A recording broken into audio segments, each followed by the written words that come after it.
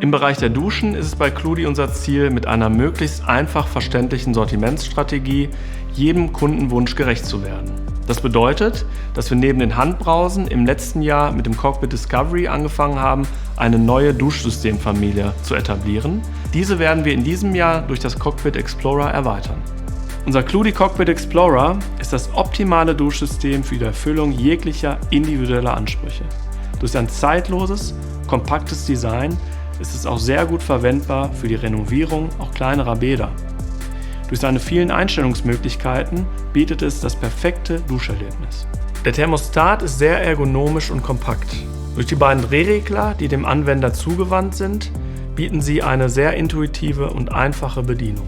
Durch die Touch-Proof-Technologie wird das Thermostat nicht heiß und schützt dementsprechend vor Verbrühungen.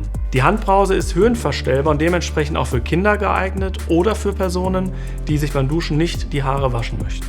Die Kopfbrause ist zudem höhenverstellbar und schwenkbar. Die Wandhalterung ist höhenverstellbar und dementsprechend gerade in der Renovierung auf bestehende Bohrlöcher anzubringen. Das Duschsystem besticht durch eine hohe Materialität und Qualität.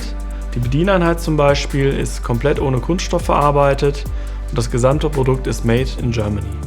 Der Cludi Cockpit Explorer ist das perfekte Duschsystem für Jung und Alt, sowie für kleine und auch große Bäder im Neubau und auch in der Renovierung.